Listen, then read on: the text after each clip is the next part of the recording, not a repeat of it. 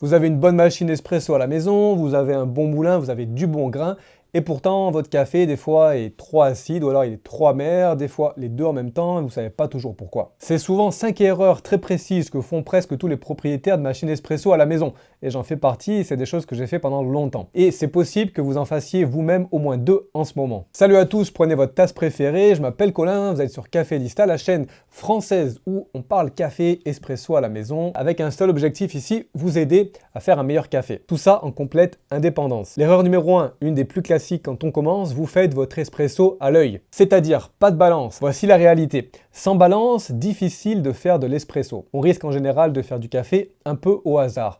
Pourquoi? Parce qu'en fait, un espresso, c'est quand même une recette qu'on va pouvoir adapter. Alors, vous savez, on peut commencer sur 18 grammes de café moulu, 36 grammes en sortie, pour ce qu'on appelle un ratio de 1 à 2. Même chose sur un panier simple par exemple, une extraction de 25 à 30 secondes. Bon, ça c'est ce qu'on appelle la recette de base. Sans balance, vous êtes incapable de savoir si vous êtes à 15 grammes, à 22 grammes, et dans le monde de l'espresso, ça a des conséquences énormes. Un jour votre café est trop fort, si vous laissez un peu trop couler, il va être trop amer. Le lendemain, trop faible. Et dans ce cas-là, vous ne savez pas forcément pourquoi. Conclusion, regardez le café couler. En général, c'est insuffisant. La solution, elle est simple, elle n'est pas très chère. Une balance de précision où on va pouvoir peser au dixième de gramme. Combien ça coûte? Entre 15 et 50 euros selon le type de balance que vous voulez. C'est peut-être l'investissement ici le plus rentable que vous ferez pour votre espresso. Conclusion, on va peser votre dose avant et peser votre dose après. Commencez quand même par là, c'est vraiment la base pour la suite. Et si vous voulez en savoir plus sur l'extraction espresso, si vous voulez un petit guide pense-bête pour vous aider à toujours réussir votre café, je vous ai créé ça, c'est gratuit, le lien est dans la description juste en dessous, je vous conseille d'aller jeter un œil. L'erreur numéro 2, c'est aussi un grand classique que moi j'ai fait pendant un bon moment, votre espresso ne vous plaît pas, il est trop amer par exemple, et alors vous allez changer la mouture d'un demi-cran, puis en même temps vous allez changer aussi un peu la dose. Et pourquoi pas le volume d'eau, et puis si vous pouvez, peut-être vous allez ajuster la température. Bon là c'est un peu à l'extrême, mais si en fait vous modifiez déjà 2 variables en même temps, alors soit ça améliore, mais vous ne savez pas exactement ce qui a fonctionné, soit c'est pire, mais là même chose, on ne sait pas ce qui a tout déréglé. Et dans ces cas-là, on n'apprend rien et on risque de tourner en rond et votre café restera toujours médiocre. La solution, vous vous en doutez, là aussi c'est simple, vous changez une seule variable à la fois. Commencez en général par ajuster la mouture, c'est celle qui va avoir le plus d'impact sur l'extraction. Et vous vous souvenez sûrement la règle, si votre espresso coule en moins de 20 secondes, vous resserrez d'un cran, et si ça dépasse les 35-40 secondes d'extraction, dans ce cas-là, vous desserrez un petit peu. Goûtez, attendez, puis ajustez à nouveau. Et là, vous allez me dire, oui, mais c'est trop lent. Ça va prendre à chaque fois plusieurs cafés, mais dans 1 ou 2 jours, vous aurez un café excellent, ou alors vous pouvez faire ça à la suite. Et surtout, vous saurez pourquoi. Une chose ici que je voulais mentionner, j'en ai pas parlé en fait parce que c'était presque évident, mais faire de l'espresso avec du café moulu, pré-moulu, on va dire, acheté en supermarché, ça marche pas vraiment. Conclusion, il vous faut un moulin. C'est quand même la base. J'aurais peut-être même pu le mettre en numéro 1. Et à partir de cette base, le moulin, pour pouvoir acheter des grains, faut aussi qu'il soit frais. Donc j'en arrive justement à l'erreur numéro 3. Regardez votre paquet de café. Est-ce qu'il y a une date de torréfaction dessus? Pas une date de péremption qui est à 1 ou 2 ans après, une date de torréfaction. Et en général, dans les cafés souvent de supermarché, il n'y a pas de date. Conclusion, on n'a aucune idée de quand a été torréfié le café. C'est pas rare qu'on trouve des paquets qui ont 6, 8 mois. Et là, vous imaginez, les huiles aromatiques d'un grain de café commencent à s'oxyder en fait assez rapidement. Le CO2 qui va être essentiel pour former une créma. Alors on va le voir, la créma c'est pas forcément un indicateur de qualité, mais ça participe à quelque chose, qui sont complètement échappés, disparaissent. Personnellement, au-delà de 3 mois, voire 4 mois, ça perd quand même, je trouve que pour moi les cafés vont être plats. Moins d'arômes. Et donc les cafés sans date de supermarché, comme je vous l'ai dit, ils peuvent avoir été torréfiés il y a très longtemps. Et là, on va se retrouver avec quelque chose qui va être vraiment pas très intéressant dans la tasse. La solution, si vous le pouvez, allez acheter votre café chez un torréfacteur local, cherchez la date ou demandez la date de torréfaction et consommez-le dans les 2 à 6 semaines. Attention aussi, petit aparté, s'il a été torréfié il y a quelques jours, je vous conseille de le laisser quand même reposer pendant un petit moment, on va dire 1 à 2 semaines selon le type de café que vous buvez. Et là, je vous assure qu'avec un bon moulin, ça va faire une différence vraiment dans la tasse. Conservez-le dans un contenant aussi hermétique, à l'abri de la lumière et de la chaleur, pas vraiment au frigo. Maintenant, l'erreur numéro 4, vous jugez votre espresso à la créma. Et vous vous dites, une belle créma dorée, bon espresso, c'est souvent ce qu'on croit. Pas forcément. En fait, la créma, c'est juste le résultat de l'émulsification des huiles de café avec le CO2 libéré sous la pression. Ça dépend donc principalement de la fraîcheur du grain et puis de la pression de la machine.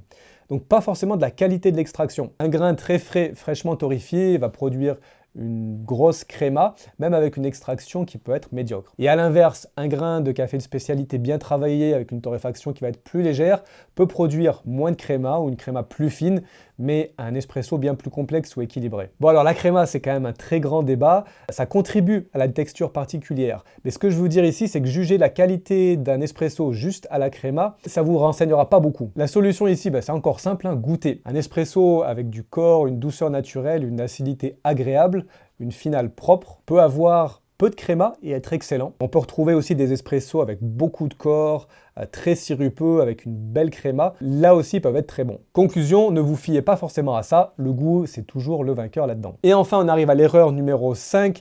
Là encore, très classique, commune quand on commence à se lancer dans l'espresso à la maison, c'est de croire que la machine est responsable. Oui, une meilleure machine peut vraiment aider. On peut souvent faire des réglages plus fins.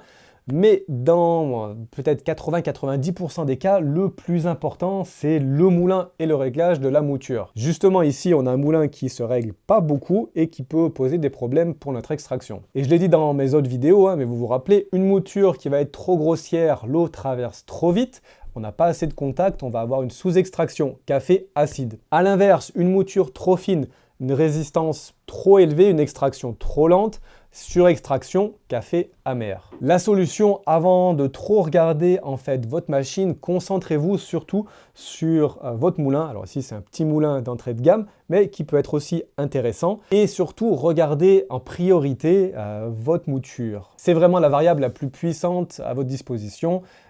C'est gratuit quand vous avez le moulin. Allez, une petite erreur bonus. En fait, il y en aurait plein. J'ai dû restreindre cette vidéo à 5, mais c'est sûr qu'on pourrait en mettre vraiment d'autres. Ce qui arrive souvent aussi, c'est le porte-filtre froid. L'erreur numéro 6, l'erreur bonus. On n'en parle pas souvent, mais c'est quand même très simple. Un porte-filtre qui va être laissé sur le plan de travail ou dans le placard, il va rester froid et au contact de l'eau chaude de l'extraction, il va absorber pas mal de chaleur. Conclusion, on perd beaucoup de température. Si en plus votre tasse n'a pas été préchauffée, vous perdez encore plus de température. La solution est simple, laissez votre porte-filtre enclenché. Vous pouvez lancer un flush de la machine si vous avez des machines comme ça avec thermobloc, préchauffez aussi votre tasse. Et allez, une petite erreur bonus numéro 2, et après je m'arrête, distribution et tassage, là aussi très important.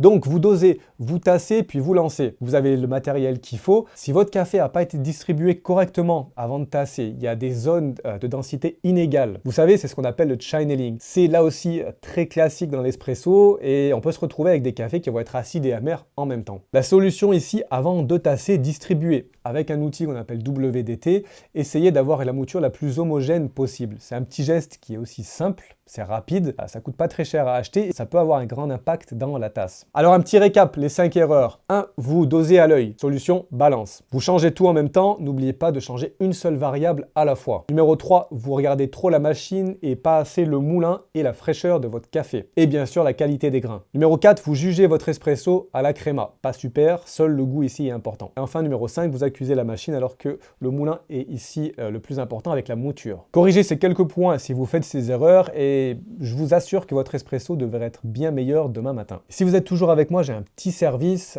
Si vous pouviez aller laisser un like si vous avez apprécié la vidéo, bien sûr, et vous abonner. On est sur YouTube, ça nous aide vraiment beaucoup à pouvoir continuer, donc merci pour votre soutien. Et puis attendez, partez pas, la vidéo qui va apparaître ici devrait à mon avis fortement vous intéresser. Je vous recommande d'aller la regarder. N'hésitez pas à aller me laisser des messages et des commentaires, je lis tout. Je vous dis à très bientôt sur Café Lista. Ciao!